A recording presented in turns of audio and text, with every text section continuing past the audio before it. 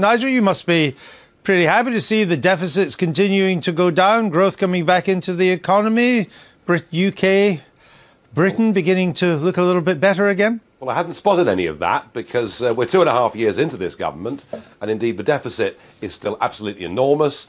Growth is pitiful, so nothing's really improved at all. And what we have today are another series of forecasts heading out for the next 3, 4, 5 years that frankly look like fantasy land given what's going on. I mean, I do encourage and compliment the Chancellor on what he's done to encourage shale gas development, on what he's done to reduce corporation tax. I mean, these are good, positive things that he's done, but frankly, I don't think they're enough to help get growth back into the economy. And where are the cuts? You know, we keep hearing this big debate about the cuts. Where are the cuts? I mean, this was a government that was going to hack back the quangos. I can't see anything like that being proposed at all. So I just don't think he's being radical enough at all.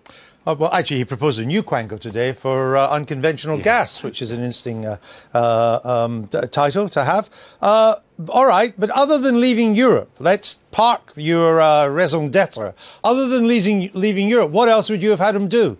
Well, I mean, leaving Europe, of course, would automatically save you 1% of your expenditure. There is also, I think, a fairly urgent need to look at much of the foreign aid budget, which is not reaching the right destinations. I mean, they're the short-term, easy things to do.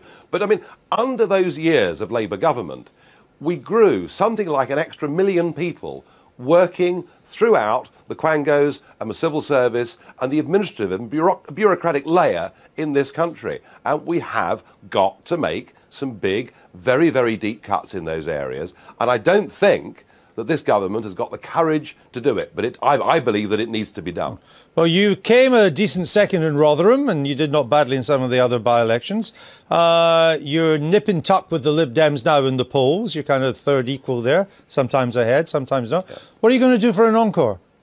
Oh, we're going to keep on going, and we're going to show people that we're not just a party that talks about who governs Britain and why we shouldn't be part of the European Union. We're also a party talking about how that Britain should be governed. And what I would really like to have seen today, particularly for Britain's 4.2 million small businesses, is I would like to see some changes to employment regulations, but we saw none of that today.